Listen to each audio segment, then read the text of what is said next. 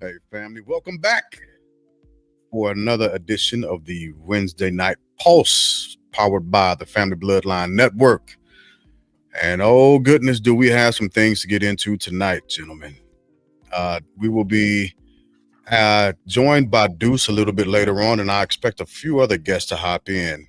So, with that being said, let's just hop in and get after it. So, the first things first, right? Um, It's over.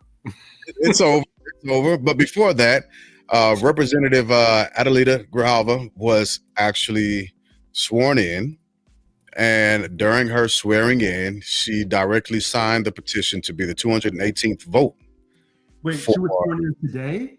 yeah, she got sworn in today. Probably about an hour and a half, 2 hours ago, roughly, she got sworn in.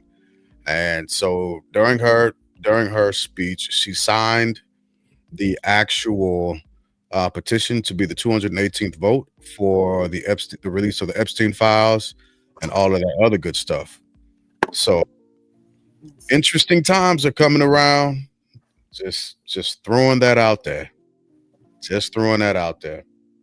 So I just wanted to make mention of that because that's going to be some pretty high-powered, high-staking news. But in other news, as Lynn mentioned, the government shutdown. It reached its final votes a few minutes ago, probably actually more like 30 minutes ago, 45 minutes ago. And the president of the United States is set to sign the CR, at 9:45. Now, there's a timeline for the current CR, which is 60 days roughly, maybe 60, 65 days, which to me is a bit foolish, but we'll say that for later on in the actual podcast. So with that being said, the government shutdown. Lynn, how do you feel about this? I hate that it went out the way it did. Well, first of all, I'm glad it's over. I was hoping that they would get what they held out for. Yeah. But it just appears that they found 8 people that really don't have too much going on out in the future. So they could, yeah, they could get them swayed today, and I just hope. And what's unfortunate now is when I look at my phone, I don't know what to believe. Because I saw a story today where they voted against the subsidies, and that's not true. it is not. But that's the story I saw today. Got a fact check. Well, that's how I found out. I fact check. I did, but I read a story and then I gotta go here, there, over there, over here, back over there. With the Epstein thing, with the email. That's true. Yes. But I gotta go here, there, and over there. It's like everything that I read. Once upon a time, I could read a story and feel like I have just consumed some facts. Sure. But in these days and times, I don't know. I feel like my grandfather. I'm wearing my USC T-shirt today, and when USC would lose, he didn't believe it until he tuned into the USC official radio station on his transistor. And once he heard them say it was now official. I feel like that's where I am, where I gotta go forum shopping all over the place and piecemeal facts together, patchwork, and to get the whole story. And it's frustrating. And it just, and I hate the fact that this is the new reality. Yep. Like, this is what we have to do in order to consume our knowledge. Yeah. Yeah. But let me read off the list of those 8 Democratic senators who 8 Dems and No, 7 Dems, 1 independent. 7 Dems and Dems and an independent. there you go. There Yeah. you go. So we have Senator Catherine. Yep, that's I was going to do that, but I didn't want to give them more. They More need security. They need security. yeah. So Senator Catherine Cortez Masto of Nevada, Senator Dick Durbin of Illinois, Senator John Fetterman of Pennsylvania, Senator Maggie Hassan of New Hampshire, Senator Tim Kaine of Virginia, Senator Angus King. Angus King of Maine, Senator Jackie Rosen of Nevada, Senator Jean Shaheen of New Hampshire, and I think I read them all just that fast. Yeah. You said Janine Sheehan of New Hampshire? Yeah. But didn't you also say Maggie Hassan of New Hampshire? I did. Yep. 2 Nevadas and 2 New Hampshires. Interesting. Yeah. Interesting. Yeah. And so what I read, they're all either rich or very rich. Oh, absolutely. Absolutely. Not only are they ridiculously rich, but they also they're not sacrificing anything for an upcoming election anytime soon. Right. Mm-hmm. So they feel as if their positions are safe and they can, play by the old rules that they are used to. And I'll say this, from the late 1900s throughout the 2000s, some of those folks have been holding a position in the government for 27 plus years. Mm-hmm. And so they're operating as if this is the same type of administration, or it's just business as usual, as it were, at the end. So Rich, where are you with this? Well, so you told me, Mr. Glass, that they would fold. I'm done. So the implication, Richard, they didn't fold. Okay. See, you can't put that whole collective together and make that a pup tent. You can't. You found chinks in the armor. And kudos to the people that sought those specific people out, did their research. Like, look, you ain't got to worry about nothing in front of 26. You good? You can't be primaried. You are all right. So do give us the solid. If you noticed, and I'm not the type of person to walk away from no argument. You notice how quiet I am tonight. I'm very calm, very professional. Steph said it just started.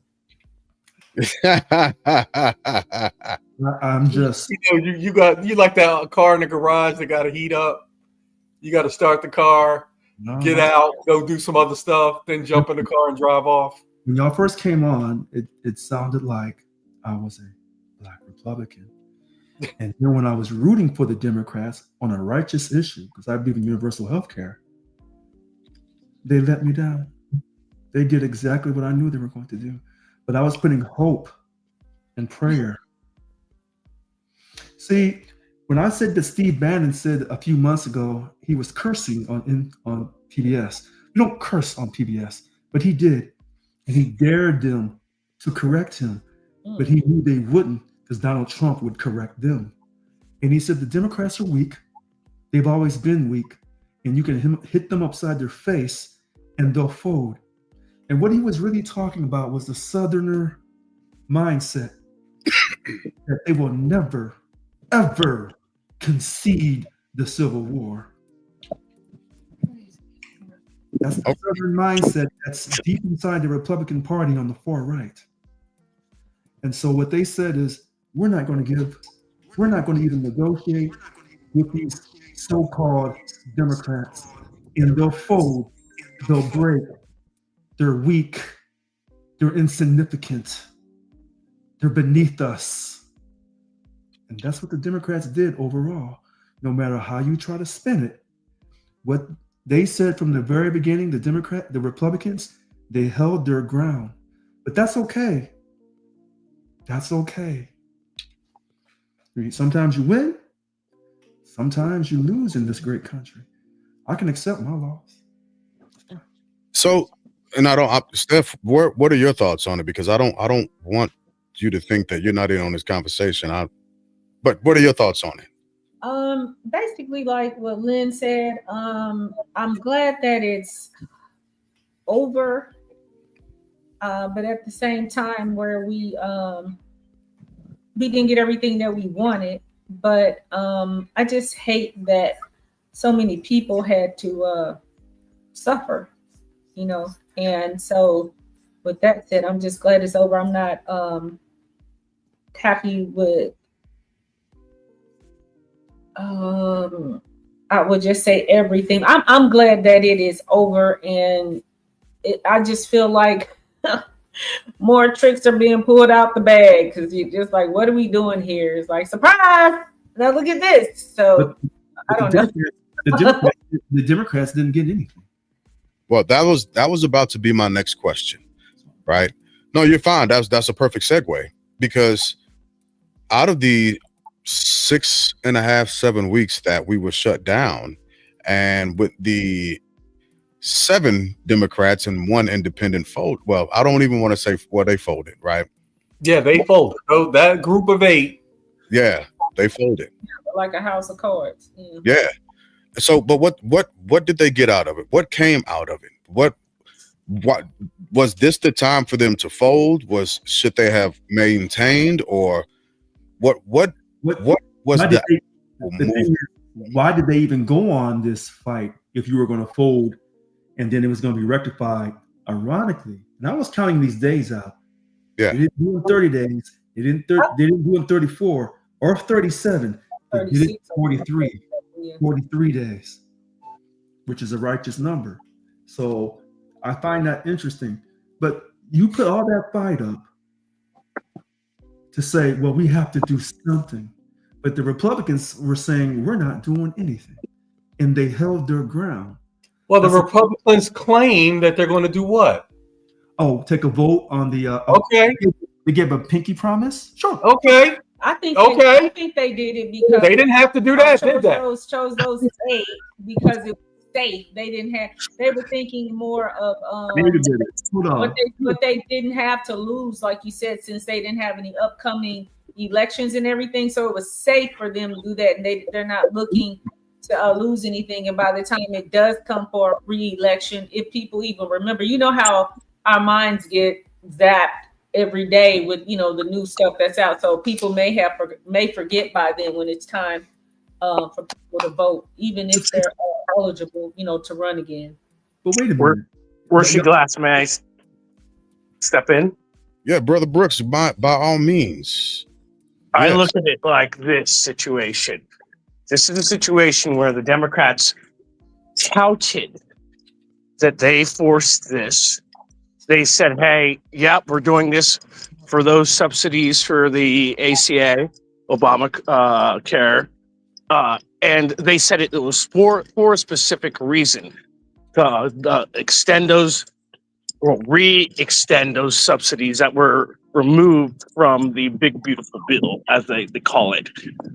And what they did is just for 40 days.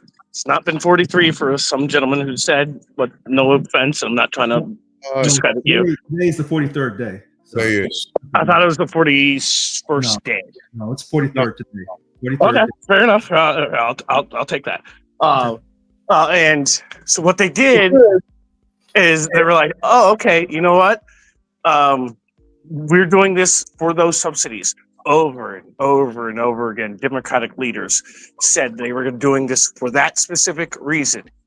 And then the Republicans gave them a promise of like, yeah, you know what? We'll give you a vote. So they got the 8, we'll call it 7-1, as we talked about before, in the Senate, which means, okay, great. sometime in December. Well, they originally said sometime in the future, which we don't know when that's going to be. And then they said sometime in December because they wanted a more defined date. Then we'll give you a vote. And even if that vote passes, it's going to go to the House because the Republicans control the Senate. The Republicans control the House because it's not midterm elections yet.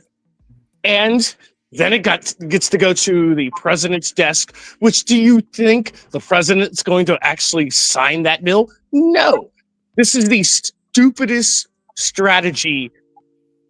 I can't even imagine like how awful of a strategy this is. I tell you how awful it is. Let's see, Mr. Brooks, and to the whole panel. Let's see if it is true. I guess Senator Schumer is not even running for re-election when it's time for him to come up, or will he get primaried by AOC?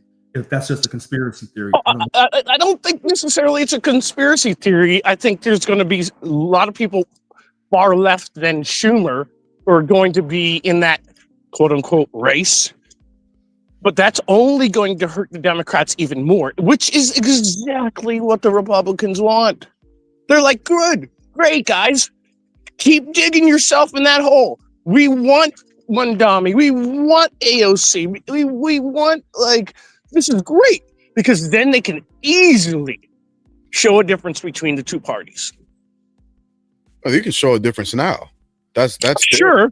Sure, right? but like some people are like not necessarily paying attention, right? You know, they're just not. They're like, you know, like I follow politics because I'm from Ohio, right? Yeah. And I'm biased, and I want the 9th U.S. president from Ohio, right? Because there's been 8 so far. So like I'm a little, you know, I talk to my California friends. I play on your team. I'm not from your town. This is the state of like, oh, you guys hope for the best, really, but come up with the worst plan. Yeah, but I don't know if that'll work just yet, right? Because Mamdani, he's not been in office to do anything just yet, right? He doesn't 100%. have. He hasn't. 100%. He hasn't even had a chance to fail.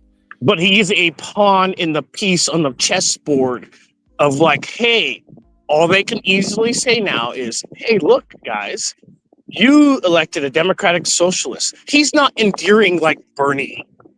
He's just not. I lived in Vermont, where his wife was the president of Burlington College. He's not actually like Bernie's like actually really kind, almost funny, kind of cool dude. But why? Like, why does it have to be?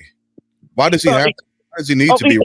Hold on, give me a second, because this is a very different political climate that we're in.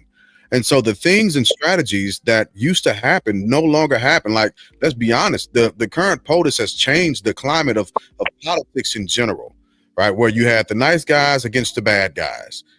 Now, and even Governor Gavin Newsom has added to that. The way he's trolled the president. And then if you listen to a lot of the Democrats at this point, when they're making their appearances, the usage of foul language, quote unquote, has become a normal thing. 100% correct, Rishi. Yeah. And the reason why, like, but you can't troll the king of the troll. Oh no! He has been right.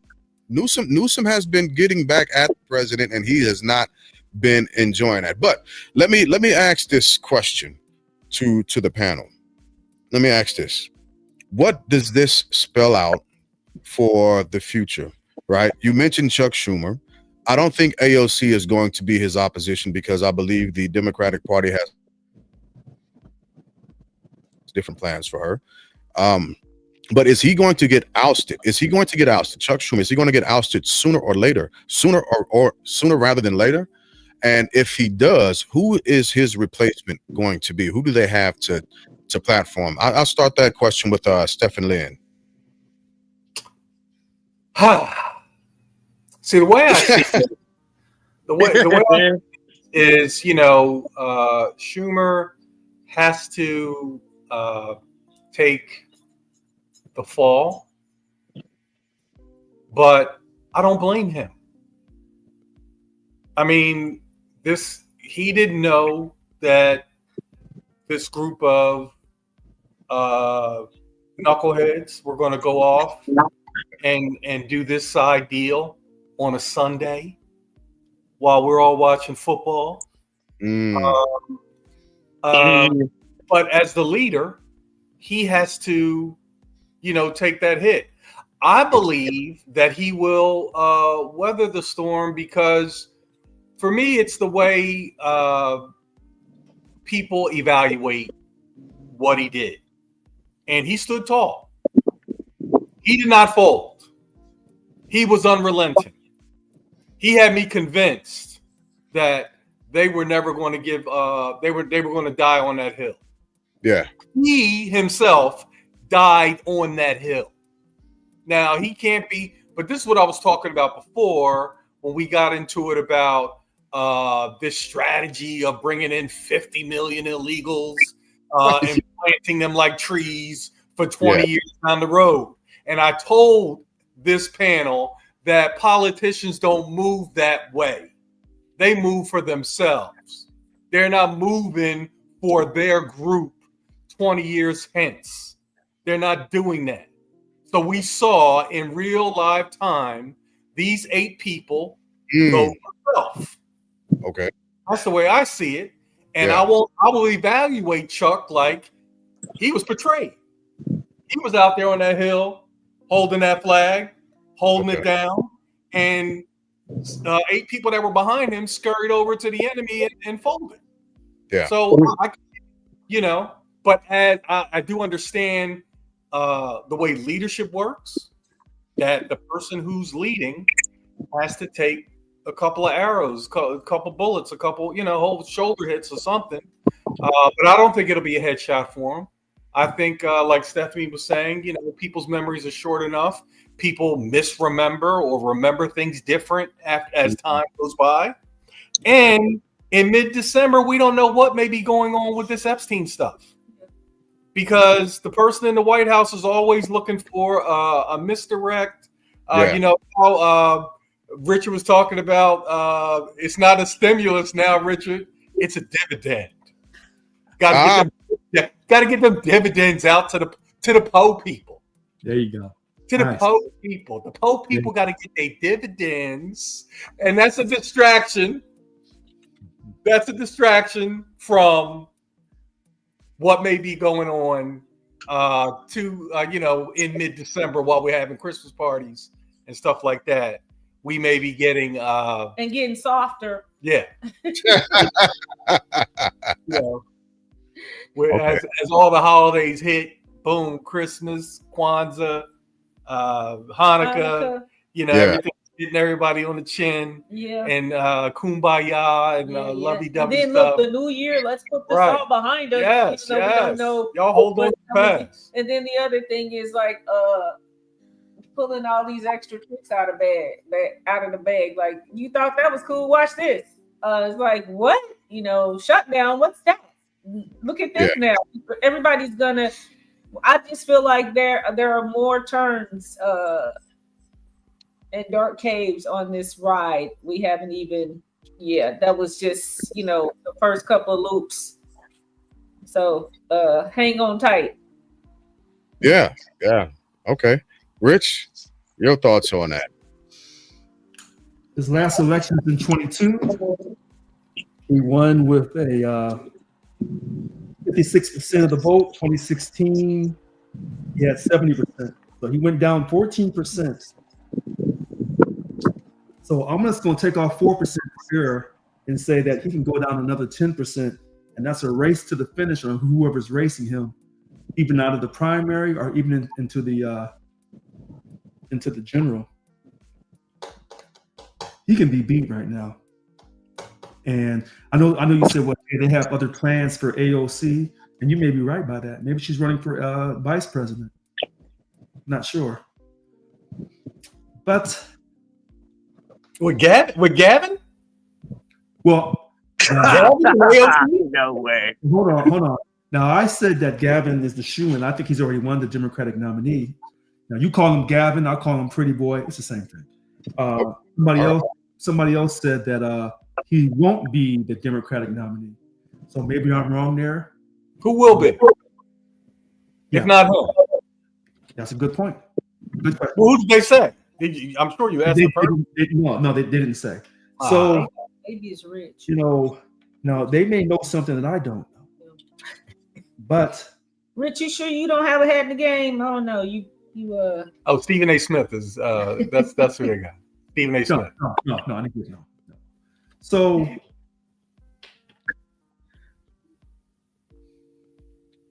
the Democrats blew this. And they have no one to blame but themselves.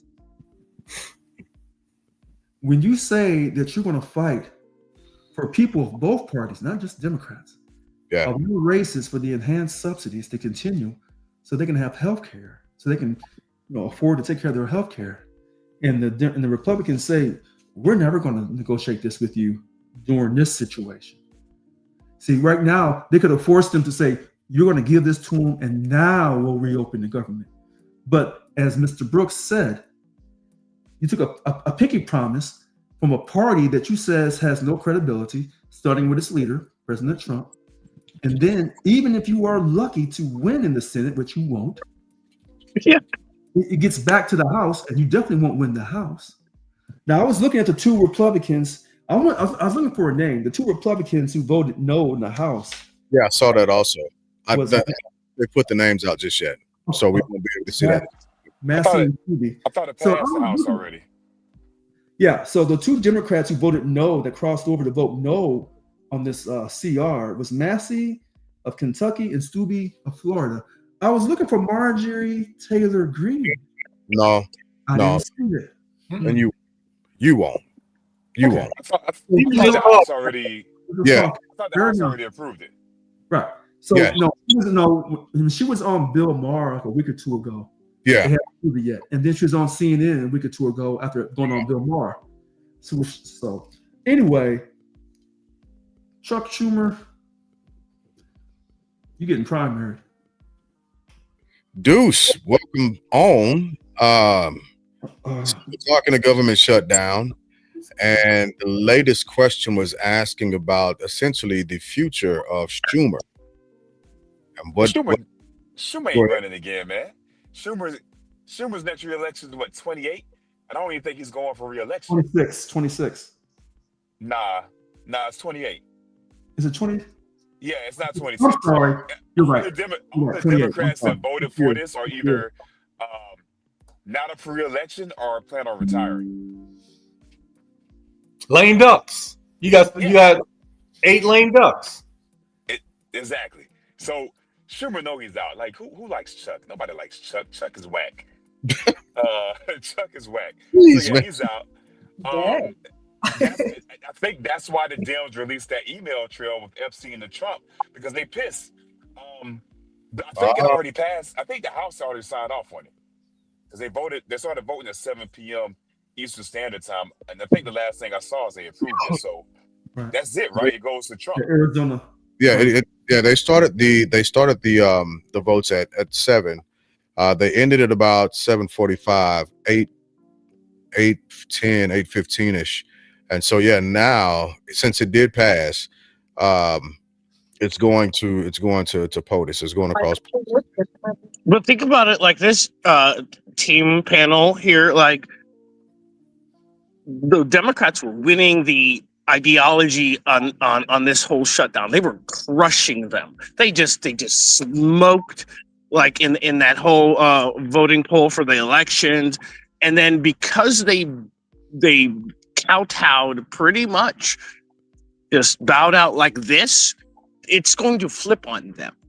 Well, let me push back just a little bit. Okay. A little bit. And this is why, because once things got pushed back to the House, there was still a fortified, unified type of message, right? Hakeem Jeffries made it clear that they're going to continue to fight for Americans' health care. I got it, right? And right now, a lot of people have a horrible taste in their mouths for the Democrats because, again, like agreeing with you, Brother Brooks, they had momentum on their side. They did. They gave it up. Right? They didn't give it up. They just fumbled the ball at the Ernest Biner 2-yard line like the Browns did. It's not that they fumbled. They gave that up at the Senate level. Right? Yeah. They gave that up. So I think for the House, the Democrats, Hakeem Jeffries as the leader, minority leader at that point, he's platforming better than Schumer is, and that's the honest truth, right? Even he still has the ability to readjust the message for the Democratic Party, even moving into the midterms. So I don't think that the midterms are a wash just yet. I think the Democrats still have the ability to have a strong message. I don't think this helps them. They've been polling at like 23% from the CNN poll for like a good year. So this And then all of a sudden, like, oh, you have the momentum. You have like, great, you got some new people elected. And then for like, it's almost the same ideology what they said about Joe Biden, right? Where they were like, yeah, he's healthy, he's sane, he's cool, he's great, he's sharp. And then he bombs. And this is the same thing. Like, yeah, we're going to hold the line. We're going to hold the line to this because we care about these like ACA subsidies like being reinstated. And then they just don't. Wait a minute. Hold on a second. Mhm. Go ahead. Hold on. I'll make this quick. If you have any type of, Mr. Glass, if you have any type of confidence in this man called Hakeem Jeffries, I could take Lynn Medeiros and put him up there, and he could basically run rings around Hakeem Jeffries that has to, well, what we're going to do, you don't inspire me at all, Hakeem Jeffries. Not at all. I get more inspiration. Rich, from me and but Lynn. Rich, he had that picture. He had that picture with a baseball bat, Rich. Okay. All right. Okay. So, dude, where are you at with that? The platform, the messaging for the Democrats moving forward. Where are you at with that? This just in all fairness, I will ask the two Democrats on the panel that same question. I will pose that to you all because it's a messaging issue to me for the Democrats still, especially right now. So where are you sitting with that? So for one, it's trash now because we all on here said the Democrats are trash at messaging, right? We all on here said they are terrible at it, man. It's like Soulja Boy trying to put an album together, man. It's just not working, right? And then when they do stumble, they literally stumbled on this, man. They didn't create this narrative. This is from MAGA. They stumbled on this narrative to help the American people with the healthcare subsidies, and they fumbled that. The thing I don't get, the only narrative they have is Chuck Schumer is great at quitting. He's great at fumbling, except he doesn't give up the chairmanship. I don't know why he won't fumble his job as a senator. Just quit. Sit down. You fumbled everything else. Can I reply to you? Like, what do they do with Nancy Pelosi? It took her, 50 years to, like, leave, finally? I like that, but I'll give you this. I know there's a lot of backlash from Nancy, the inside trading queen, but you can never say Nancy was weak. 100%. She was awesome. She was awesome for the Democratic Party. Great fundraiser. Absolute plastic surgery queen. Like, absolute. Wait a minute. Hold on a second. We're not going to bash Congresswoman, former Speaker of the House, Pelosi. For all the things she's done, for all the money that her and her husband have made, she is no different than the rest of those federal legislators when they're able to participate in votes when they have stocks in those companies. I'm not hearing that tonight. I'm not even saying that, sir. I actually think she was probably the most badass Democratic woman force outside of maybe Hillary there is. Period. Okay. But she's gone now because like her time is up, clearly. Yeah. Okay. Well, listen, when your spouse is attacked and survives a near-death attack, it may shake you up somewhat to where you can say, you know what, I think I'm done. It may. Should have been. Not for everybody, but if you attack someone's spouse, you may call that person's cards where they say, what's more important, serving in this federal government or being with my spouse? Sure. Okay. Steph and Lynn, where are you all with it at this point? Democratic messaging. How is it? How y'all feeling? Hakeem Jeffries. I'm still all on Nancy. at 85, still holding it down. But anyway, yeah. Okay. I'm sticking with my look. It's mine, and I'm sticking with them. Like that's that's my party. What party's perfect? And yeah, and what I'll say is this game is so much like so many other games where it's not over. And it's so funny that every Monday a team is finished, a player is washed, A coach is fired. and look, I'm not a Texans fan, but I watched the Texans game. They went to fourth quarter down 29-10. And they won the game 36-29. That is very hopeful.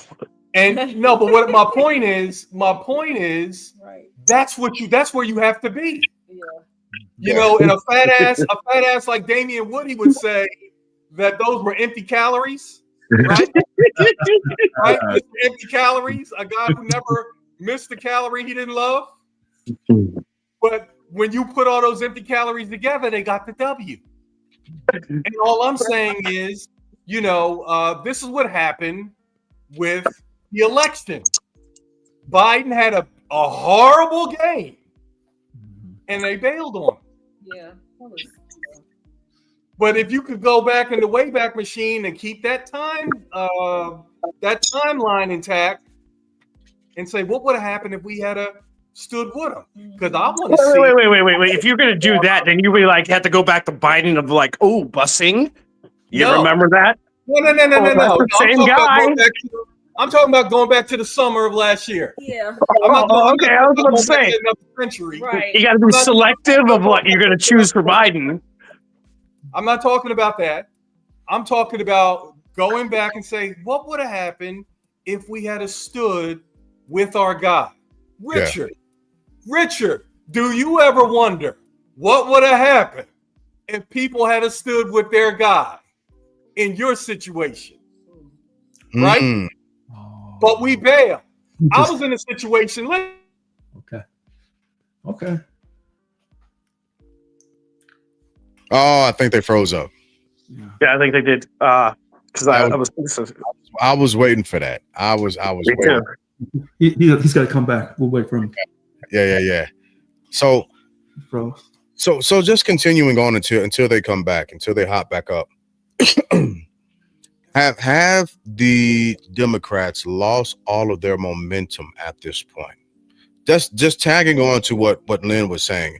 Is this the are we looking at this as is everyone looking at this as well, that game is over, we got to get ready for next week?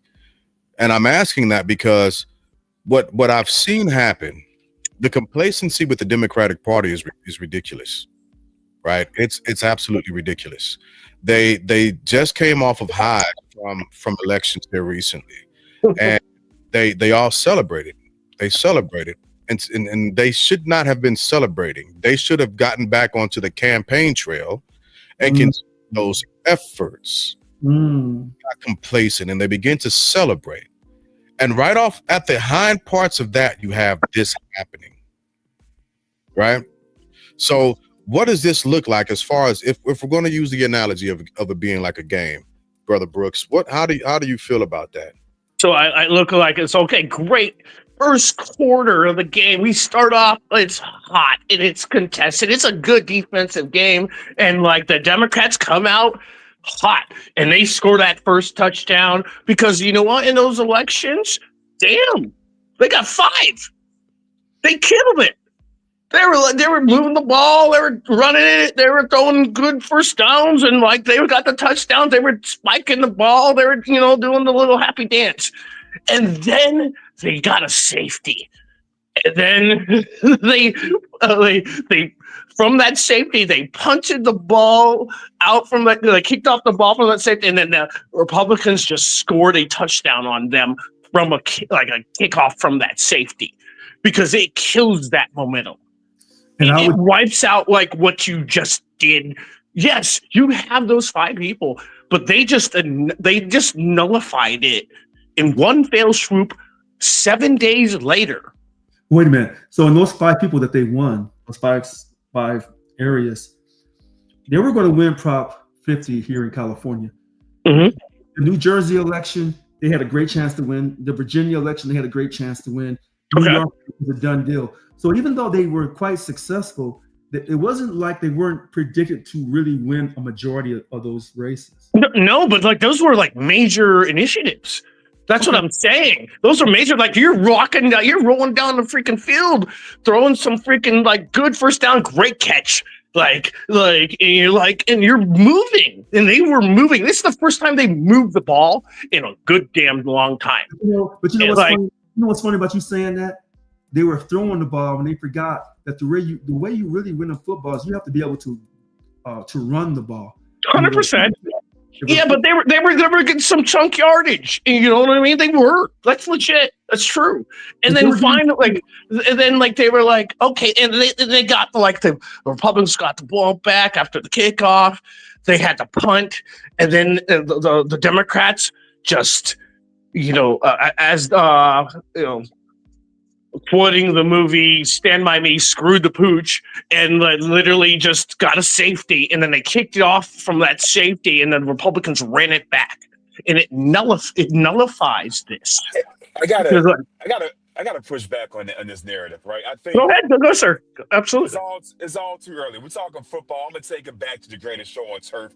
I'm gonna take it back to the St. Louis Rams back in Come on, St. Louis Rams. Oh, you gotta be calm down. You gotta be kidding me.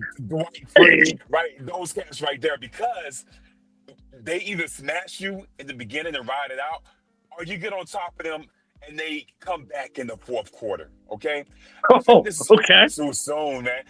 The Democrats had a great run with the early election. Sure, they can use it as a barometer to see how the real midterms are going to go. But we're so far out, man. We're talking about the American public.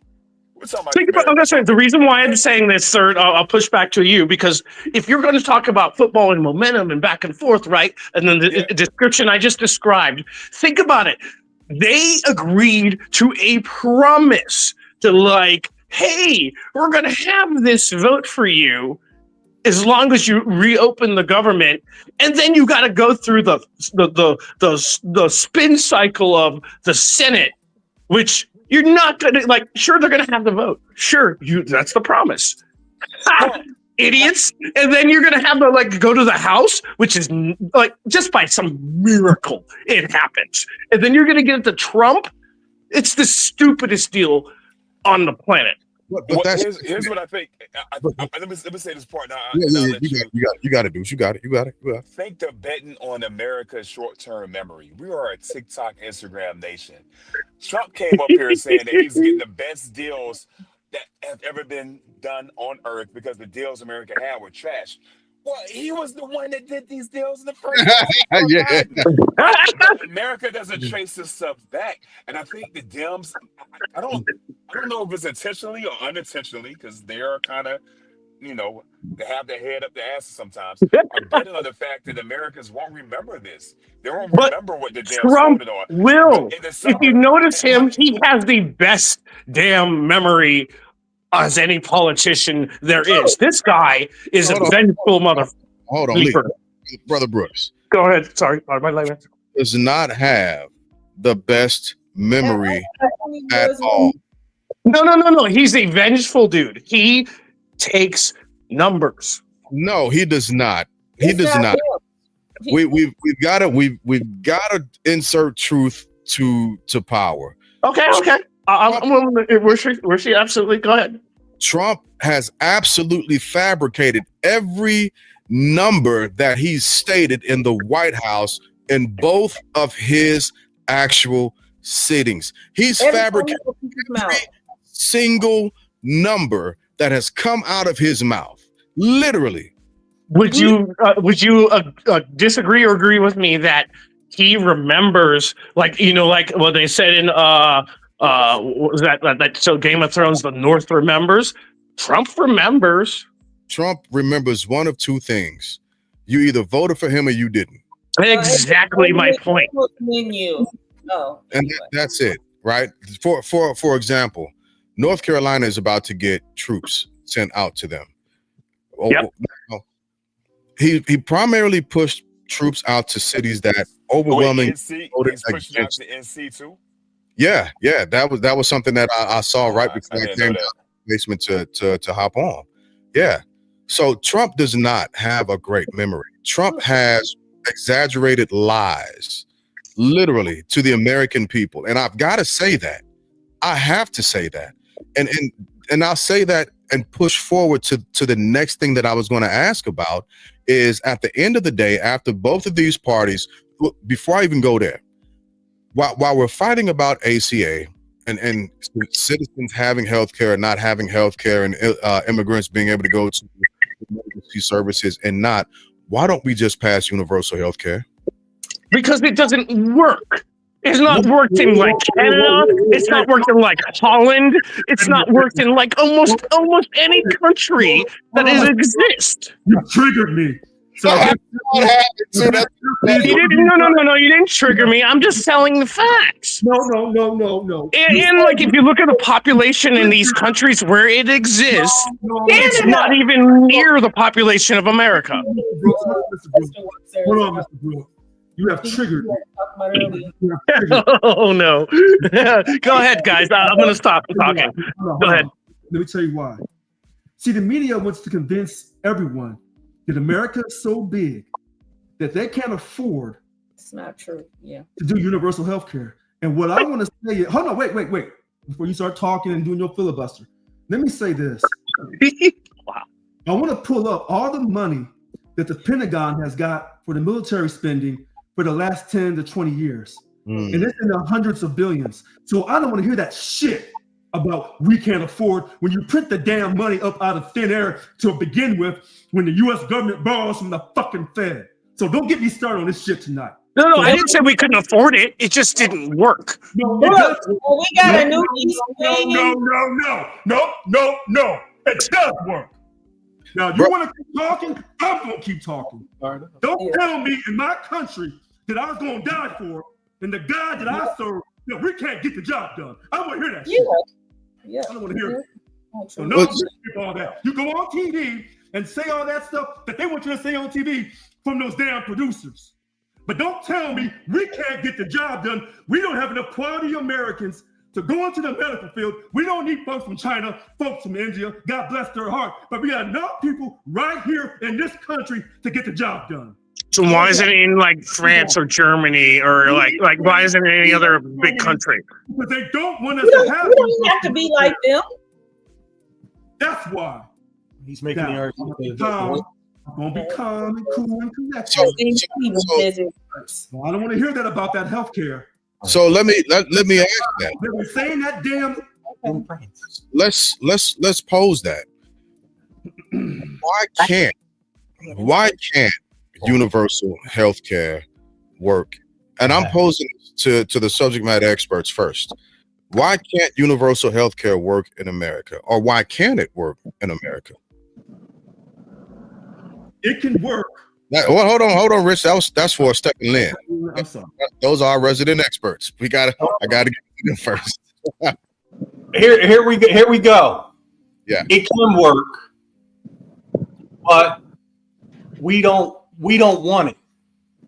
And I'm not talking about I'm not talking about the citizenry. Right. Yeah. We're talking about power. The power structure does not want it because the way the game is set up, the way the chess pieces are on the board, the lobby. What happens to the lobby with universal health care? It'll disappear. There you go. So the people that are in power, that what the Palpatine said, those who are in power Control. Losing it.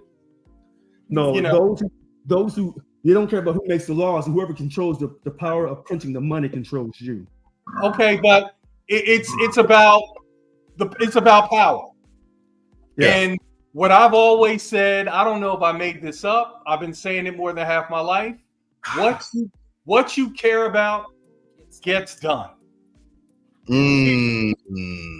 Period. Yeah. If this country, I've worked at a company that cared about diversity. All of a sudden, diversity was, the rule of the day. Then Yeah. folks came in, didn't care about diversity. All of a sudden, Yep. all these diverse things and opportunities and what have you go away because it starts at the top. The reason why the ACA exists is because Barack Obama cared about it. And he had a see, you can say whatever you want about any other president as long as you live until it happens again. I don't think it'll happen again. But this man came in and everybody was hell bent. They had playbooks to thwart everything on his agenda. Every weapon was, and he still got shit done. Yeah. So we could have the short answer is we could have it, right? But what do we have to give up? It's like you go to your parents. Why don't we have HBO? Wait, hold on. Well, we can have HBO, but if we get HBO, wait a minute, Lynn. then you can't have XYZ. No, wait a minute. See, that idea that in order to get something, you have to give up something. That's that European concept bullshit. No. I'm not saying no. I'm not saying you have to give something up. Right. What I'm saying is you can't have universal health care and something else. You got to. No, wait a minute. No. So you can't have universal health care and the lobby for health care. Okay, wait a minute. What I'm saying to you, if my history is correct, one of the ways that Hillary and Barack peace, and she said, "I won't run against you. I'll be your Secretary of State," was about the health care. My memory serves me correct. And when the Democrats in the House and the Senate said we control both, when he got elected in 2000, they said now is the time for universal health care because we control it. And he didn't want to quite go that far. So the opportunity for the Democrats to have gotten universal health, now would it have been repealed? Possibly. Yeah, but see, you're missing the point I made in that he had everything coming at him. That's correct. Everything. So it wasn't the time. People forgot this dude had to get a $800 billion bailout. Yeah. And I was against that. Yeah. But that was on his desk first. That was the first thing on his desk. Right. Him and McCain were debating about the package. Right. I want to ask you some more questions to get back on $1 trillion. Wait a minute. One quick thing about that. This is where I agreed with the Republicans against bailing out the banks. But on the other hand, I agree with the far left of the Democratic Party about universal health care. So when people were asking me, why don't you belong to one of these two parties? I said, because there's some things on both sides that I strongly agree. Yeah, I'm tracking everything y'all saying, but I want to get back to the question at hand. All right, so I'm gonna pose this I'm gonna ask the question back, right? Oh. Glass and Rich, you got Brooks. I don't know if you were in Lynn. I don't know if you were ever in the service or not. We have universal health care in the military, right? Sure. Yeah. How quick can you see your primary doctor? How long does it take you to get? Because sometimes I make a dental appointment, it's like 2 or 3 months out. So how quick can you see your primary doctor, or your primary dentist? Can you see that person the same day you go? Just as fast if I had a regular doctor. Okay. No. Interesting. Glass. You can't. Yeah, so, you know, the thing about let me say, Rich, I'm gonna say this point. I'll step back. There has to be some type of control mechanism with healthcare, because Canada has universal healthcare. The way they control it is through resourcing. It works just like the military does. You want to see your provider for XYZ, you have to wait X amount of months because they only have so many resources. Here in America, the control mechanism is price, right? That's how they control the flow of patients coming in. Because the healthcare system here, Canada, UK, there's not enough providers and equipment to handle the influx of people that will come in. So they control it one way or the other. Canada, resources and taxes. UK, resources, taxes. China's weird. Everybody there is. In Germany, resources, taxes. America, they control us through money. That's how they control the flow of people going You're in. Now, And it's more because like Americans are egotistical. They do not want to wait. So like if I need to see my doctor, I want to see my doctor, she or he, now. And they are not willing to wait. It's true. Wait a minute. No, wait. Hold on. I'm not. Here's an idea, right? Because I understand the ability of wanting to see the ability or not the ability of wanting to see your primary care physician as soon as possible. So since we have such an influx of students coming to America to receive their schooling, right? How about we make it mandatory for those same students who are coming over to America to get to study to become a doctor, make it mandatory for them to stay an additional 4 or 5 years before returning to their home country. I think Trump was trying to do that. I'm pretty sure he talked about doing that. Yeah. I got it. Well, if he did, I would agree with him. That way we can ease that. We could ease that constricting, that friction point, because I don't agree with you. This is what frustrates me. I'm told that if you make universal health care, things won't be the same. All this money that goes around in this country and all the millions that goes into the Pentagon that's untraceable, and then you're going to tell me you're going to tell me what you can't do, but I can get on this cell phone and call Shamikwa in Africa and have a conversation and probably have an X-rated video and do everything else off a damn cell phone. But you're going to tell me you can't put a... Richard, will the doctors get paid the same? Yes or no? Yes. No. Yes, They will not. Thank you, man. Thank you. See, this is the argument. They won't. Hold on, wait. Let me finish this. They won't. When President Trump put on the tariffs, the Republicans said, wait a minute, we believe in a free market. You're putting a tax on imports coming in. He said, I don't care. So when you keep saying about if you do universal health care, the doctor's money will go down. It doesn't have to, because if you can give the small business owners that are paying tariffs, did their money go down? Trump didn't know what. Did their money go down? Trump didn't know what a tariff was. Did their money go down? It did. When you get permanent, hold on, we don't know yet. When you and now he's going to give it back to you as a dividend. When you smell get that $2,000, it's going to smell like booty juice. When you give permanent tax breaks to a corporation, don't tell me what you can't do for the American people. I don't want to hear that. All right, Richard, I will say to you, until actual teachers make as much money as doctors, they're not going to do a dang thing for freaking healthcare. Period. So I just posed that question just to be clear, and the reason why I posed it is because what we've been presented information from these two sides without being given another option or thinking outside of why can't Americans be like the other countries that do have? Let me ask you, wait a minute. Y'all keep saying about price and money. I'm not talking about price and money. I'm simply saying that the issue that I'm having with both of these parties right now is they're not presenting other options that are feasible. Because they're being controlled, and I told you guys this from the very beginning I came on this podcast. They're being controlled by people you don't see. As long as you have the Federal Reserve System that you can print up money out of thin air, when the U.S. government needs its money, it doesn't print up its own money. Everybody who's watching this show tonight, understand this. When the U.S. government needs money, it goes to a private banker and borrows the money with interest instead of printing up its own damn money. As long as you keep doing that kind of silliness, you can turn and give $40 billion to Argentina, but you can have us arguing over on this podcast about, well, we sure can't afford universal health care. You know, that's no, we can't afford it, Richard. We can't afford it. We can't afford it. We can't afford it. You're missing the point. You made two good points. You talked about the money that the government puts into DOD, right? You talked about the Pentagon.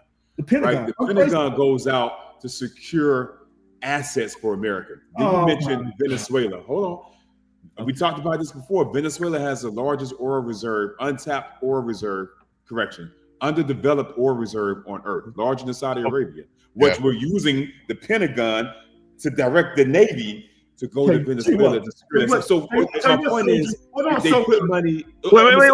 Let him speak. I want to hear this. they put money into things that bring assets back into America. Tell you what, And we all know, this is my last point, we all know that healthy Americans, they haven't figured out how they can make money off of healthy Americans' backs. They figured out how they can make money off of the treatment of things, not curing. And as they got closer to this deal, this is a pinky promise, I put in a text. Y'all can timestamp it. Rich and Laz know. I said healthcare going through the roof. UNH, United Healthcare, shot through the motherfucking roof, man, because of money, Rich. So it doesn't matter who controls the money, it's who gets the money. Because even in countries where they don't have a fiat currency, they do run on like gold or something else. They still have a collective people that control it, man. So do you know what like happens like when like a big disaster happens? So like you say you have like the aid care and whatever. Well, like the Katrina, what they were complaining about is like you say you send $100,000 to the aid Katrina, it would take $80,000 that would get to like the company. And then like $20,000 would all of a sudden like kind of disappear to like the administrative stuff. And then it would like be like $20,000 all of a sudden disappear to like something. And then like the actual country, the actual like Katrina and or I guess what we call it New Orleans at that point would get like 24 or 5% of it. That is the problem. Agreed. That is the problem. No, that's not the only problem. That's part of the problem. I'm going to tell you about this. By J.J. Watt and NFL, where did that money go? You're talking about the problem at the end of the line. I'm telling you, until a government prints its own money and those people have a true democracy and not an electoral college, we'll keep talking the same nonsense for the next 20 years. What does that have to do with greed, Rich? Like Brooks just talked about it. What he talked about has nothing to do with printing money. It doesn't matter. That's what you guys fail to realize. Until you stop the Fed, you'll have the same problem 20 years from now. It won't even matter. It doesn't. I agree with you because we don't own our even when if we consider the fiat dollar, and I don't want to jump off into economics too far, but we don't even own it. That's not ours. It's not owned by the people of the United States of America. That's owned by a company that we don't control, and we have to go to them to request them to fund us because we don't print our own money. How many Americans really? That's why they shot Abraham Lincoln, because he said we're going to print our own money. It wasn't just about slavery. He was printing our own money. And what about J.D. Rockefeller? What about J.D. Rockefeller? He existed when we were still when the dollar was backed by gold. That's so true. He ran the country, man. We still have no argument like this because that's actually very, very true. No. When he got started, he had to borrow money to get started. That came from private bankers. You don't know what you're talking about. You don't know. No. What I'm saying is, he still was the 1%. How does that change anything, Rich? Until you go to the root cause, then you're just talking for free. Okay, so you're not giving a salute. Okay, all right. The U.S. government has to print its own money. You have to get rid of the electoral college so you have a true democratic society and not a democratic republic. No. We are not a democratic society. We are a democratic republic. And what that means is that's what I just said. You was not listening. I said I really am listening. I actually very much respect you, sir. I said we are not a true democracy. We're a democratic republic. That's what I said. That was the last thing he said. So moving forward, pushing forward, right?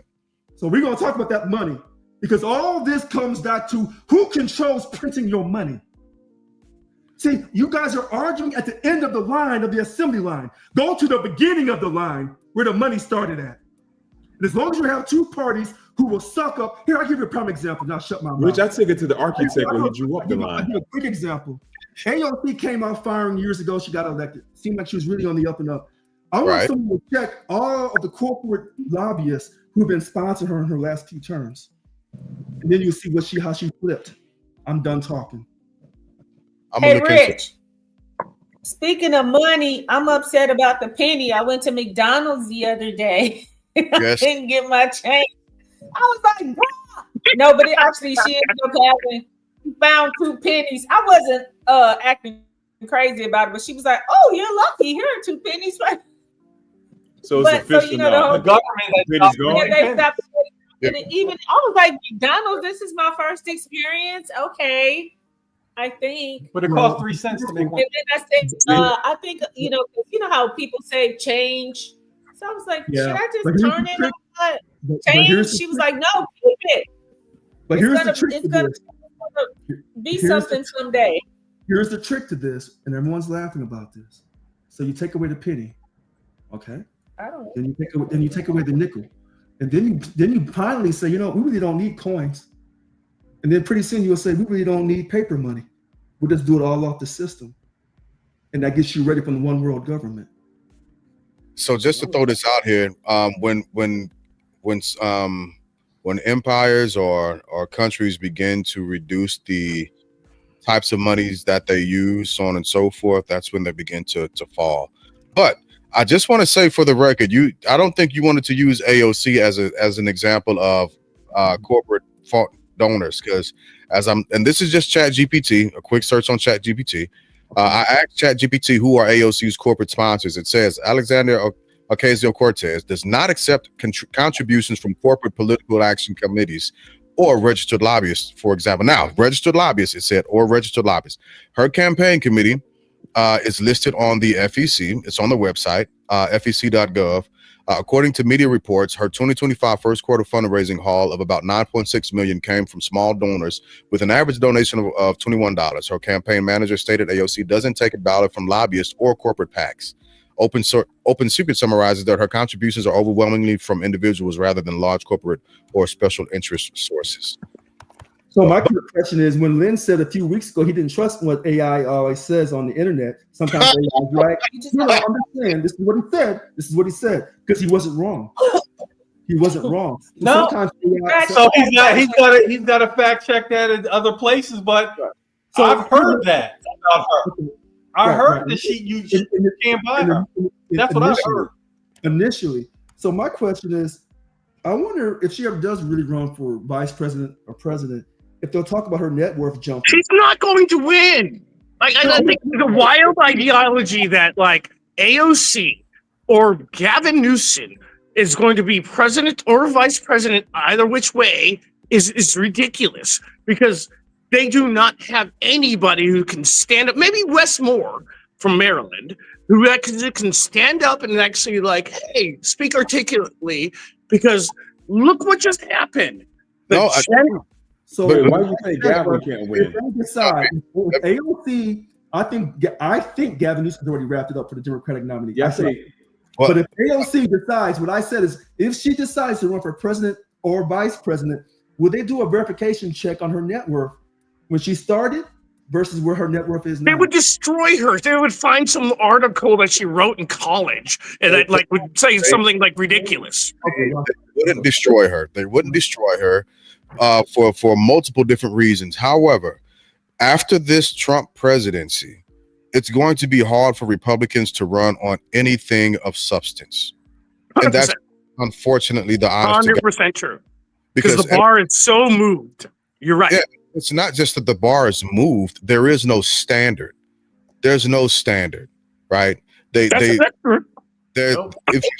you begin to fact check any of them, we can start with the shutdown, with them saying that this is a Democratic shutdown. That's false, right? We can go back to, again, anything that has come out of the president's mouth, especially if it's prefaced by no one has ever, or this is the biggest, or you will never hit, like that's always. If anything, we can say Trump has actually made it easier from anybody on this panel in this call to actually run for president. Yes, our lives are going to be looked at unveiled, but actually Trump has made it easier from everybody on this panel to run for president. That's true. I don't disagree with that. But let me jump to this. And this is where I was trying to actually get to. Excuse me. So with the shutdown being open or being over, and I'll start this with you, Deuce. What are the expectations for the American citizen? Because that's who's been forgotten about. for the next 6 months. We'll start with Deuce. We'll go to Brooks. Then we'll hit Stan and Steph and Lynn, and then we'll hit you, Rich. The expectation for the American citizens now that the government is back in order. It's back open. Yeah. Will you give me a little bit more? What do you mean expectation? Sure. Are we back to business as usual? Are we going to begin to see the average household being able to save money? Are prices coming down? Are we going to end up being? Okay. Yeah, no, man. Oh no, we broke. We broke us. I got people. I got friends in different industries calling me. Lord, have you seen these insurance premiums? Oh my God, they are already going through the roof because it's open enrollment right now. Those things are shooting up, right? So that's one. Two, we don't know the state of the U.S. economy because the government's been shut down. We haven't had our economic numbers, right? I know because my day trading, there have been guesses coming out. We don't know the true number of unemployment. We don't know the true number of job growth or loss or any of those numbers. So once that hits, I know I've seen a lot of companies do layoffs. It's the highest it's ever been in the world or in the history of the world. Yeah. They're talking about unemployment. I've seen Stephen Miller come up there and say that. So I think to answer your question, it's going to be. Yeah, he meant to say unemployment, not the economy. Right. It's going to be tougher, man. I think it's going to be tougher. I think here's what they can expect. Three things. One, they can expect a stimulus check, not now, it's too soon. They're gonna cut it around between May and June of next year, May and July next year, closer to the midterms. People always remember the last president that gave them money. They can expect. They thought that Trump gave it was Biden. Biden gave them that last money, and they said it was Trump. But who claimed credit for it? Trump. He's going to ride off of that. Right. That's what I'm saying. He's going to ride off of that, right? So one, they can expect to get a refund. Whatever it's going to be called. It's going to be called something. Two, they can expect higher prices, especially with us flexing on these other countries. I think that's going to make BRICS stronger. So higher prices, tighter budget, and I hope they just keep scoring, man, of who said what. So when the midterms come, they can remember. Because, goddamn, but when they're on TikTok, man, they're going to forget it. Like trying to hold water in your hand. They're going to forget it. That's what I think American citizens can expect coming up. I think it was on you, Brother Brooks. I look at it like, I think people are going to be like, oh, okay. They won because the Democrats just backed out. And then I'm not trying to be a jerk about it or anything like they just backed out. They literally said, we're doing this shutdown for A, B, C, D, E reason. And they over and over and over kept saying it. And then when push come to shove, they didn't even actually agree with the reason that they did it. And so the people are going to remember that. That's what I say when I mean by the North remembers. People were like, oh, wait, you guys kept telling us this. That's why I'm saying oh, you guys kept telling us the Joe's chart. And no, they don't. The Democrats don't have a credibility standard right now. They don't have a credibility trust, that is all that matters. This is just the trust. And what right now is, and this backs that same thing up. It's a different situation. It's a different genre-ish, but it's a trust thing. So where does that put the citizens in the next I'll even say 6 to 8 months? I think they're going to Trump. You're going to see Trump's going to get a boon. I think you're going to see Democrats, their 23 approval rate, it's going to stay there or go down 1%. And then you're going to see it in the midterm election. This could lose them the midterm election. Yeah. Steph, Lynn, where are y'all at? What does America look like? The citizens between the next 6 to 8 months? Well, depending on when the SNAP benefits actually start are released, like you said, I think that because they're holding off on that may keep their memory, I guess, keep them a little bit more sober until the dividends come in. I feel like it's just like a waiting game, and I just feel I just keep saying it's like a roller coaster ride. Some other things are gonna come up. None of us know who will end up running, because things are going to happen. It hasn't even been a year yet.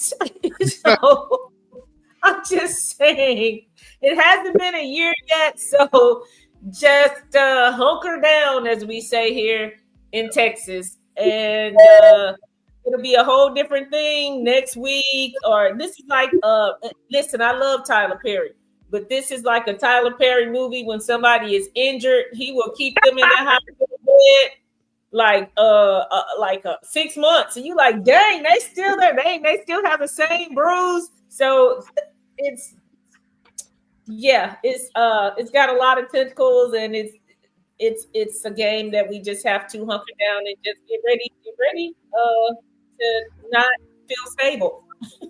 Hey, Glass, one day we gotta do a deep dive on why Steph likes Tyler Perry. Not now, but at some point in the future. Because Steph, I heard you say you like Tyler Perry. That's got to be a deep dive. I don't care if it's another day. But I'm sorry, man. Because I'm not a follower. Oh, I would say the awesome young lady, like what you said, like if you coast, you go back. You drift, like you're in the ocean and you just coast. You go back. That's the way the ocean works. And this is why they're going to lose.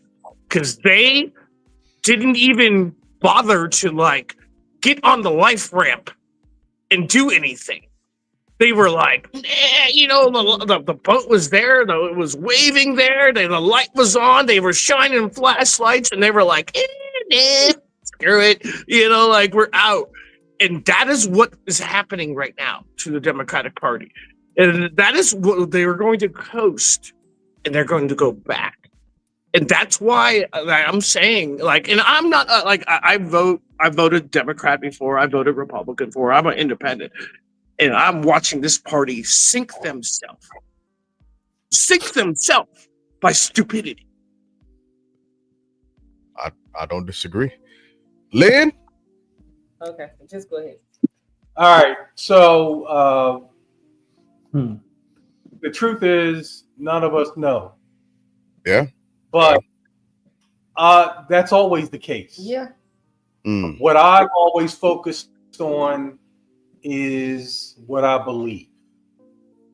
And the story that I'm going to push forward with is that we had 90% of our troops in line, and 10% of them stepped out of line.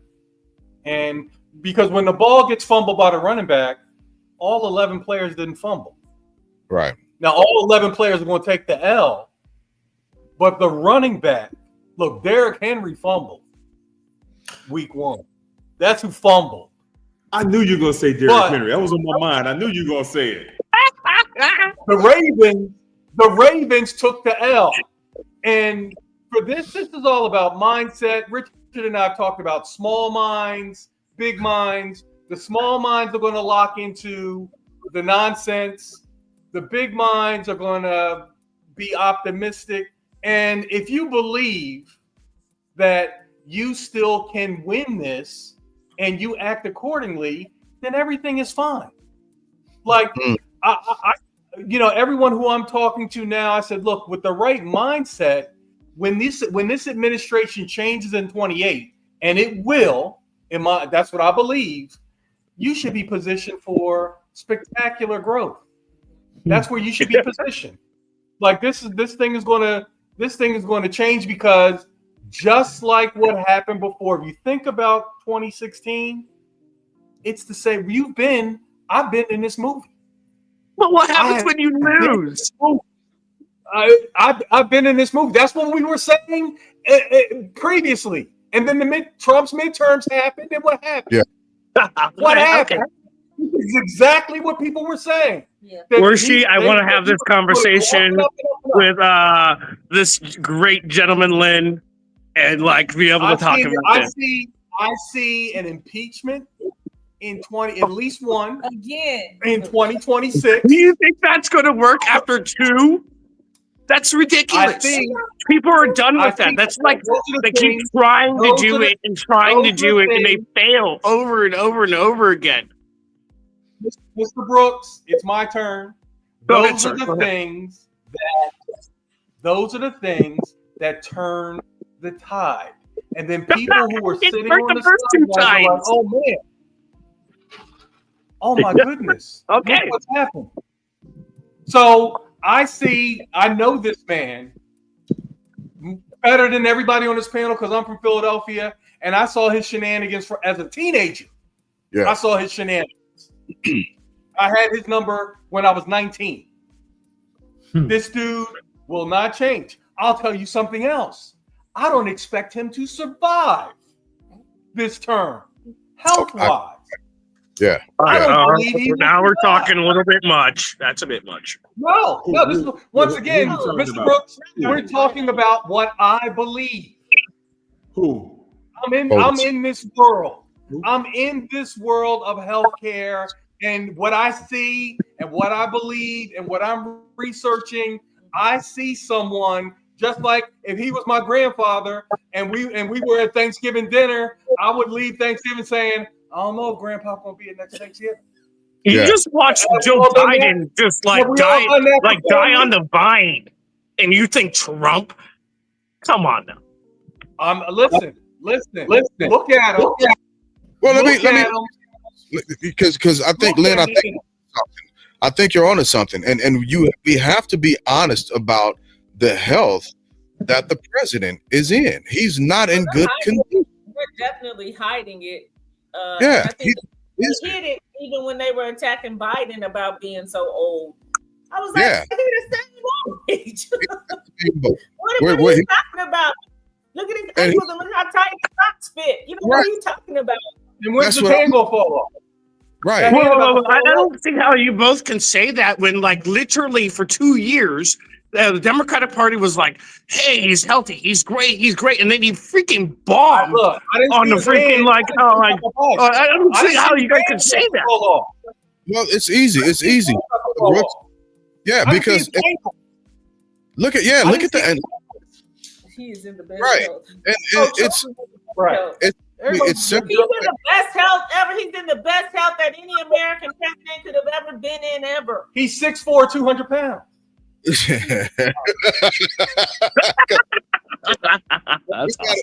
we have to be honest about that, right? We look at his ankles. We're not wishing bad health on him. No, and that's not what we're saying. But right, and then we look at his face going blank, him passing out uncontrollably, falling asleep right? in meetings. These are the sleepy Joe Biden, and he's doing the same thing. He's literally do that again, Joyce. Do that again. Yeah, that's the ones that are like. The difference is we saw Joe Biden running, and we saw Joe Biden biking. Yeah, but you can't say like, okay, at least then if you're gonna say all that, like at least admit that, like, hey, the Democratic Party like touted Joe Biden and was like this like picture of health and like security and strong man, like, and then he just bombed. But look, Bruce, he was open about his health. He's open. Really? When like everybody else was telling us, oh yeah, like, oh, he's virile and like, oh, like what was it? Karine Jean-Pierre was like, I call her the Black Raggedy Ann. Was like, oh, super great. Brother, like, I'm not disagreeing with the exceptions. No, but he's not. No, it's not the same because everything that our president says is he'll just say like the first thing, and then everybody feeds him. He'll say the most ridiculous thing he can muster, and then he's fed everything else to say. He's Wait, are you because talking about our President Trump or our President Biden formerly? our president, Donald Trump. Okay. And like Put some bleach in your body. and then look like he likes to write his name all beautifully. It's like, ta-da, look, I colored in the circles when I was, in pre-K or something like that. But everything else, yeah. But no, everything about him is covered up or lied about, even from the first term with COVID. He's in decline mentally and physically. Period. And he always Really? just You can't even say that and have a real legit argument when for the 2 years you said that Biden was.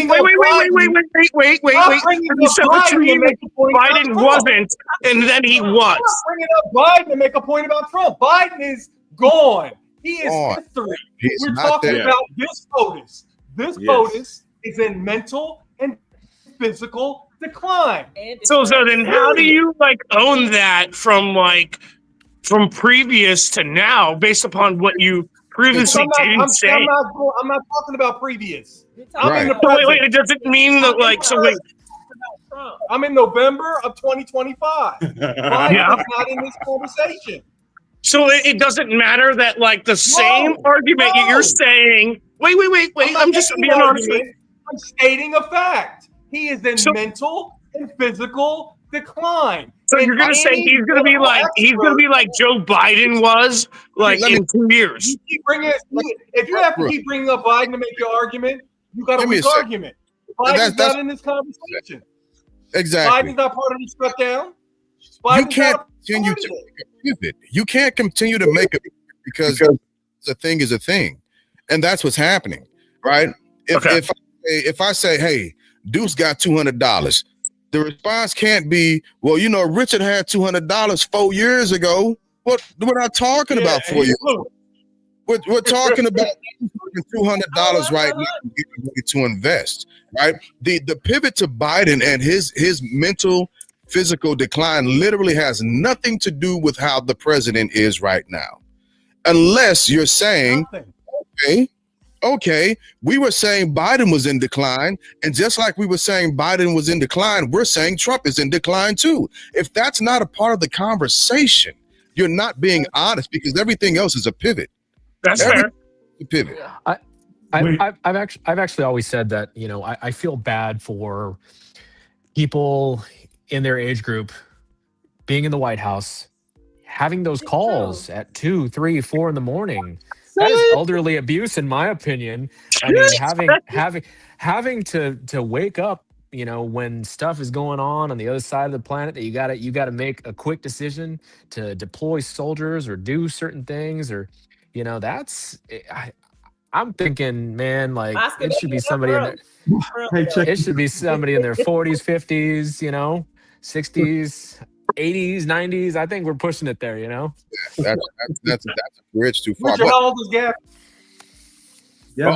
Richard, how old? Shoot,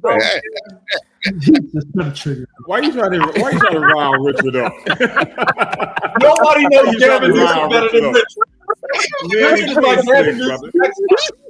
Man, you're not slick. He got his nickname. You trying to round him He up? got the files on him. Like Gavin Newsom.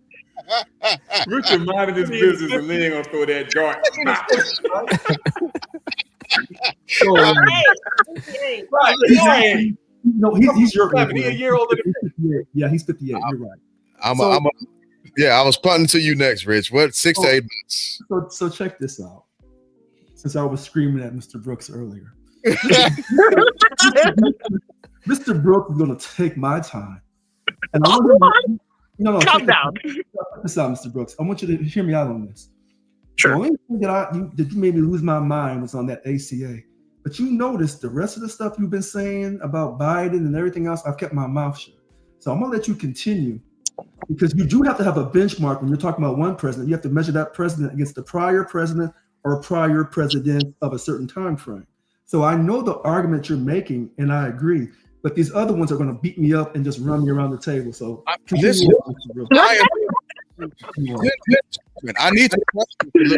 Hey, bro, you know what? Rich, I actually like you, dude. I didn't say shit. Go ahead. Continue. Because I want you and Lynn. Because I'm a president further, right? And this is what I'm saying. I'm not saying that anybody is wrong when they say that President Biden was going through mental and physical decline during his. I am not saying that's at all. He was. But what I'm saying is, in a movement of continuation, if we're able to point that out and see it, right, we learn a lesson from that, and we say the exact same thing about what's happening now. It can't be something different now because it might be a person you agree with or disagree with, right? I'm simply saying I agree that the previous POTUS was going through. He was struggling. He was struggling. Right, and stuff that he was dealing with his son. Exactly. That's another movement of but stress. I think he was more poised than the current administration. Is all I'm saying. He knew what was going on in the world without having somebody prop him up with a stick. And if we're willing to say that about the previous POTUS, we have to be honest about the current POTUS. He's experiencing mental and physical decline. That's the truth of the situation.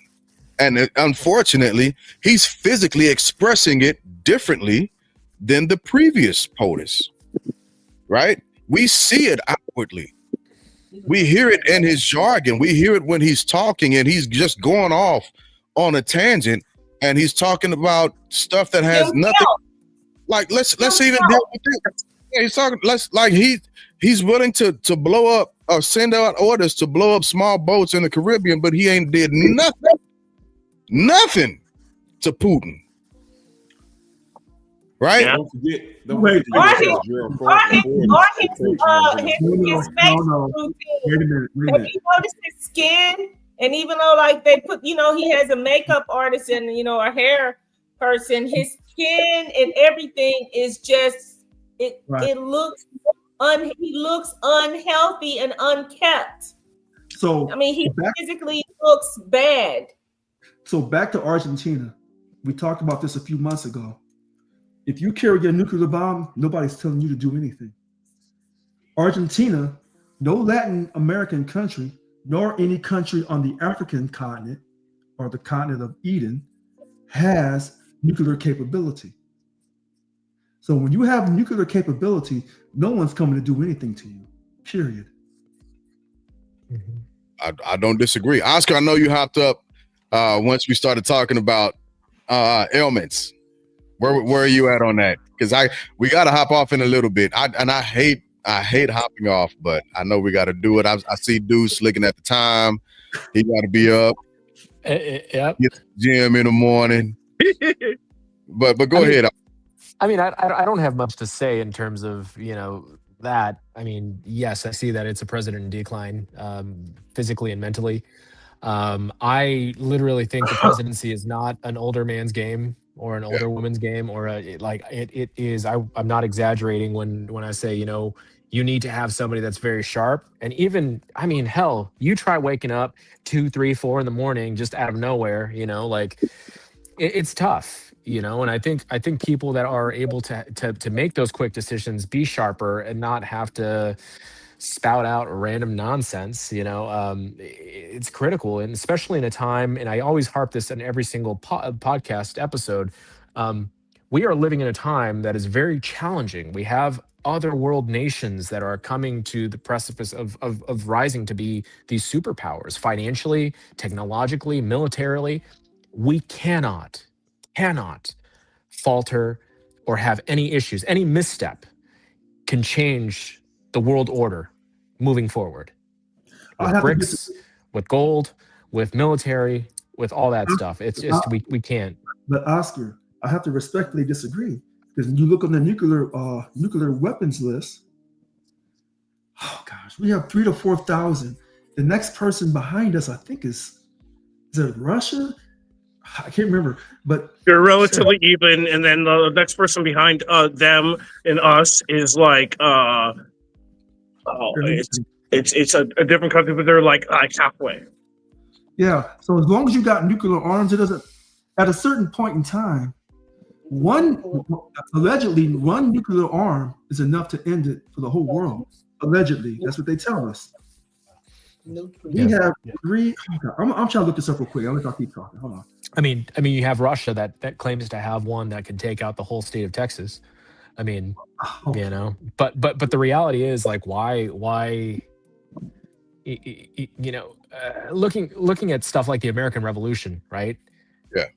Who had the weapons? Who had the nuclear arms, right? The big guns at the time, right? And it was still a whole group of rebels that was able to take over. I mean, I don't necessarily think that the people that own or have the nuclear arms are the ones that will eventually. I mean, you can tout that around, and sure, it's a threat, but realistically, are we just going to bomb the whole world? You know, it doesn't make sense. I don't think. I think it's going to be. I think it's definitely a very much a Cold War. You Russia know, has it.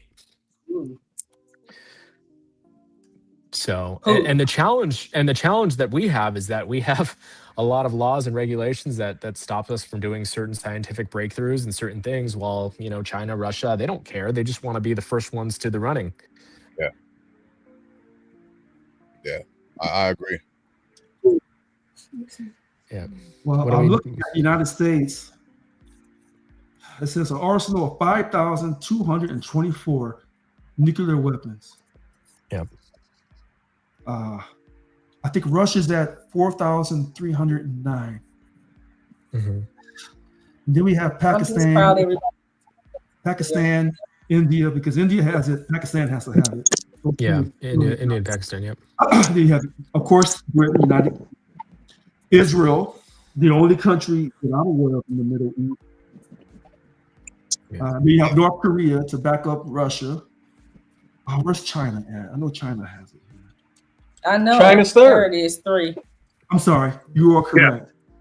China is 3. So, and I actually think that a lot of what's going on in Latin America, again, it's kind of like the Red Scare. It's the having to ally ourselves with key partners in Latin America in order to prevent. You know, you have Venezuela, you have Nicaragua, you have certain countries that have these alliances with Russia and China that have air bases and ports that are being controlled by China and Russia. So, you know, it's kind of like the Red Scare, where it's kind of getting closer and closer to our borders. And I think that's really why we're, you know, sending money to Argentina. We're sending money to these places. We're allying with, you know, El Salvador and these countries.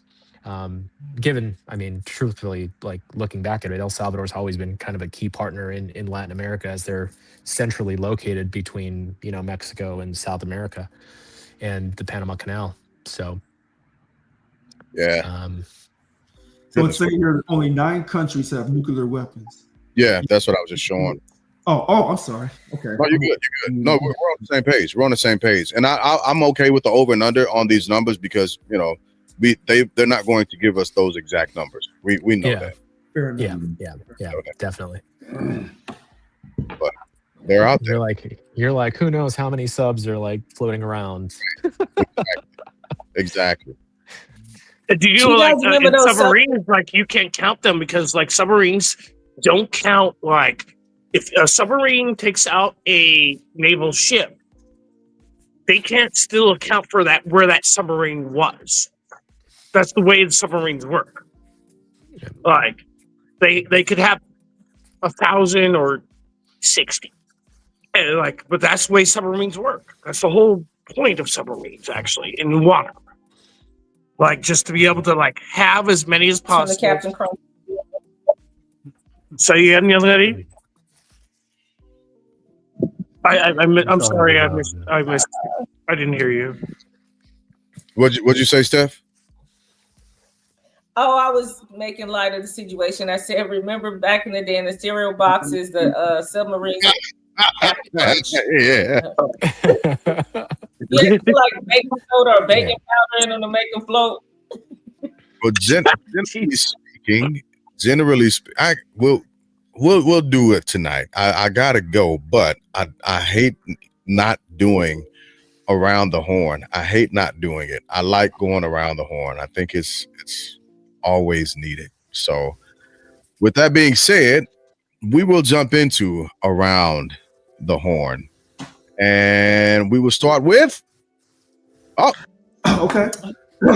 So Oh wow. what I would say is we will have an interesting conversation come December when they take the vote. If they take the vote in the Senate, Yeah. we're going to be extending the enhanced ACA subsidies.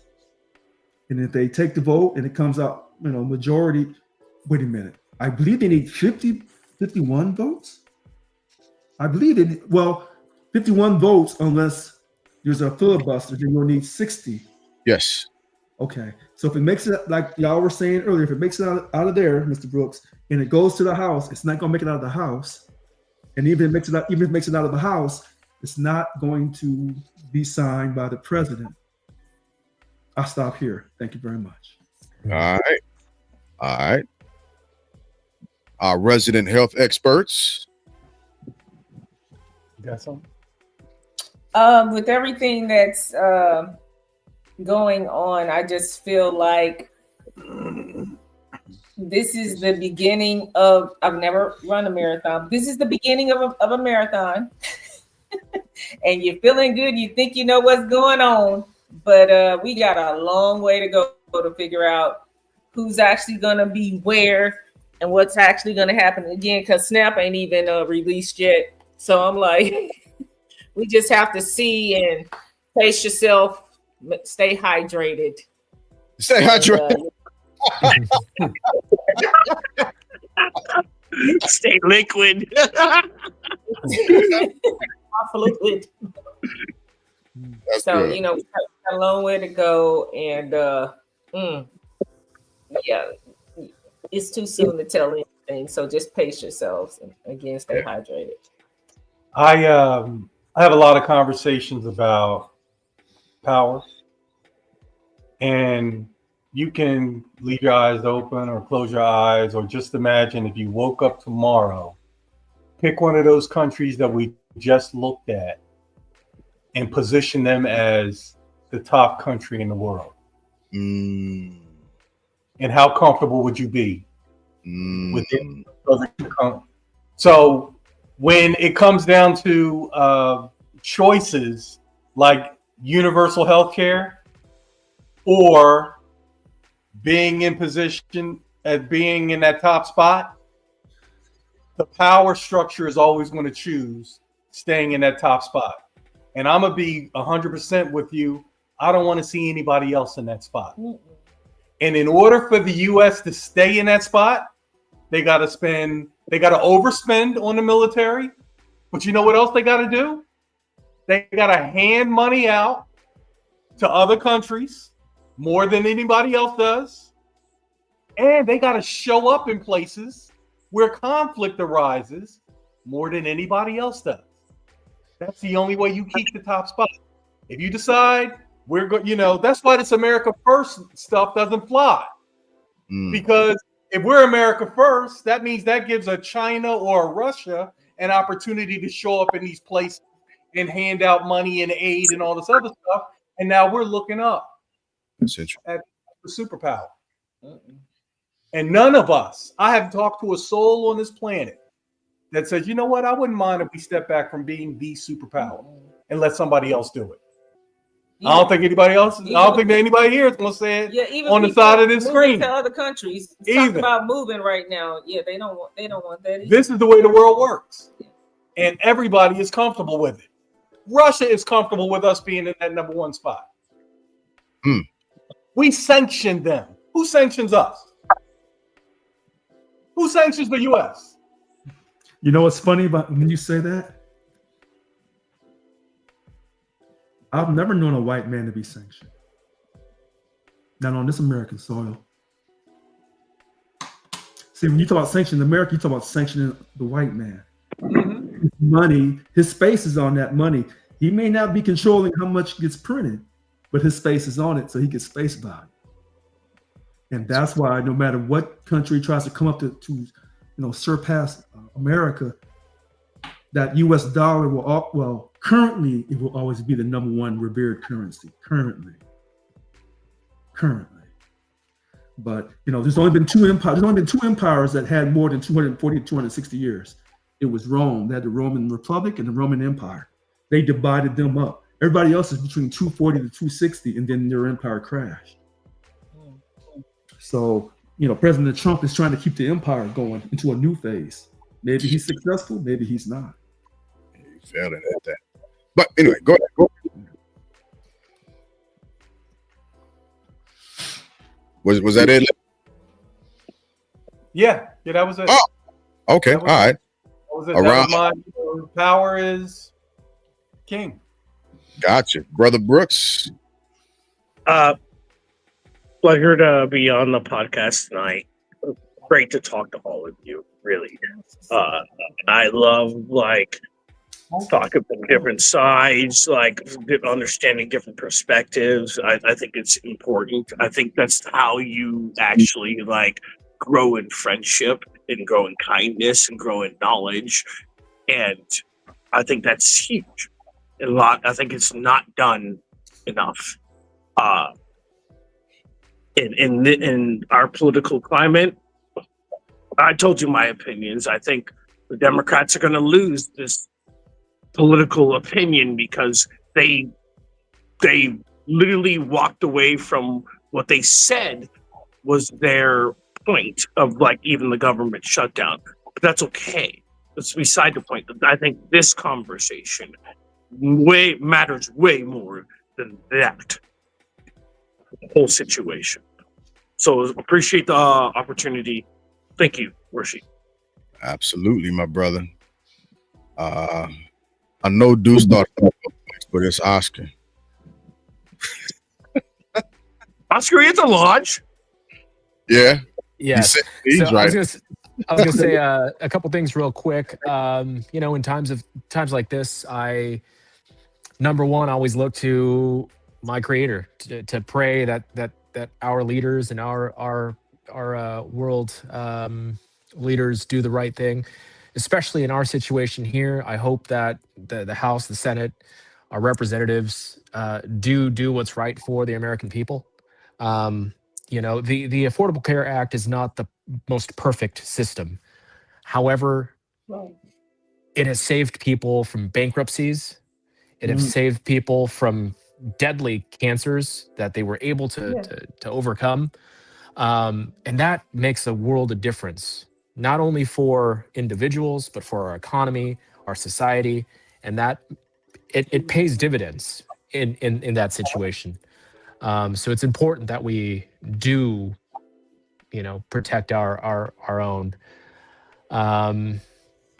And globally, I think it hit the nail on the head. We've done more in terms of the world and things like that, because we have to. We are a world power. If we don't do it, somebody else will. And I've seen it firsthand, the influence of China reach Latin America and South America. Some of you know that I go to Latin America quite often, and I see ports, buildings, stadiums, libraries, roadways, all of it built by China, and that creates an impact in those nations that we have kind of stopped involving ourselves with. So, it's something that does reverberate, and then we'll find ourselves again in a red scare because we'll have them closer and closer to our borders. So, the influence is spreading, and we got to do our part to stay on top. It's a dog eat dog world. Sorry, that's just the way it is, and will always be. And people that say that there are better ways. I mean, millions of years of human history, and unfortunately, it is what it is. It is what it is, and it's better to be on top than not. Be looking up at somebody. Yeah. Well, no, it depends on who I'm looking at. Hey, Deuce, before you go, let me say this. I want to make sure that everybody knows and understands the importance of Deuce on this podcast. It's because of him we have a Wednesday night show. He came to me a while ago, and he pushed this idea of doing something in this format. And I just wanted to make sure that everybody knew that. So I give you your flowers and give you appreciate you for pitching this, as well as hanging in here with this. I know I get your workload. I get it. And so even if you're able to if you have to come on late, I appreciate you being a mainstay on the Post podcast. All right, go ahead. Nah, brother, I'm down whatever you do, man. And the crew is dope. And I kind of hate I'm about to do this to you now, but you know what happens when I got Oh no! Oh no! Come on, Deuce. I'm a The Ohio State University Buckeye. That is unacceptable. Come on, man. Hold on. Honey mustard, star cluster, filibuster. Let it live, let it die. We're gonna do away with it, right? You pansies are on this panel complaining about what MAGA is trying to build here, okay? They say pick yourself up by the bootstraps. They say sacrifice makes a person stronger. Well, guess what? We took away your food benefits, snap that, and get stronger, right? That's what I need y'all to do today. Spread that message, okay? Sacrifice makes people stronger. MAGA's trying to make you stronger by taking away food benefits. SNAP, dumb name. I don't know why they call it SNAP. Trying to make your hunger go in a snap, your belly going in a snap. Hey, listen, the president's out here just trying to make America great again. Why can't y'all get off the bandwagon? Oh, complaining about things like healthcare. You know what? If you ain't eating, you don't have to worry about long-term healthcare now, do you?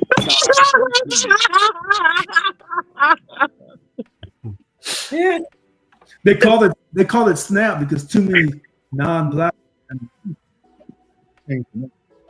Oh, snap. Oh, that's what I said. Oh, snap. Hey, Deuce, that was great, but wrong team. Ohio State for life. Hold on, man. It's not. Hold on. Come on, baby. Join me on Ohio the sports State, show. baby. Join me on the sports show. We can talk about that on the sports channel. Trojans, baby. Trojans. Yes. There is going to be a sports segment, and it's called it's Game Time Bloodliners, and we are working on getting that produced, but it will be a thing in the near future. So around the horn with me real quick. I have been saying this for a while now. I wanted the government to be reopened. I wanted the government to be reopened for multiple different reasons, right? When America begins to continue to call itself a Christian nation, and they begin to pay these inflated prices for healthcare, I want them to remember that. American babies begin to start crying more and more because this administration did continue, regardless of the government no longer being shut down. They kept it in the Supreme Court so they would not have to pay SNAP benefits. I want you, America, to remember what you've called yourself. When we begin to fold and break down, when it gets cold outside and you have to figure out what you're going to do with that $2,000, you're going to pay this bill or you're going to get that health insurance. You're going to go for that health care. America, I need you to remember exactly where your deity lies, where your faith in your deity lies during these times, which Deuce had actually eloquently said, where you're going to have to sacrifice. When the people who actually made the bootstraps that you keep telling us to pull ourselves up by have been doing this for years. We've been doing it for decades. We've been doing it for centuries. This is not a new game for a lot of other cultures in America. New game for y'all. And I can't wait for you to actually have to experience the greatness of humanity when we come and try to help you again. And you better remember every ounce of it, America. It's the humanity in us that will not allow you to suffer longer than what you need to in order to learn the lesson. This time, you've got to learn it. Mama's got to learn it. Papa is going to have to learn it. You ain't going to you are not going to get that $2,000 that they're flirting with. You're going to make a choice. You're going to make a decision. And I hope that the Christianity that the nationalists have been flirting with, I hope that deity helps you make this decision as to whether or not you are going to pay for health care because your kids are going to get sick, or you're going to buy food because SNAP has still been snapped. Remember all of it. Every last one. Remember that you rushed to sell your fellow Americans out so these fucking billionaires can get more money. Preach. Remember, I want you to remember every time you get hungry and your belly button start hitting the back of your daggone spine, I want you to remember what you went into that voting booth and done to us. Every day. Every single day. Every Republican senator and Democrat that went in there and you gave the American people up for these bastards who already got everything, I want you all to live every day. I want you to live for forever because you've given up the American citizen. I fought for this country. I was willing to die for this country, and I'm still willing to die for its citizens. I want you to start remembering every time this begins to happen, the winter's coming. It's cold.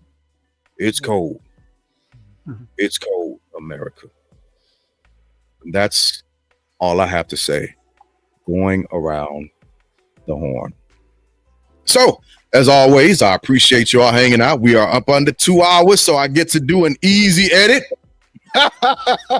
I'm still working on the edit from last week.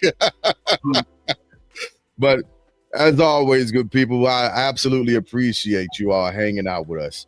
And as always, thank you for coming out. God bless and good night.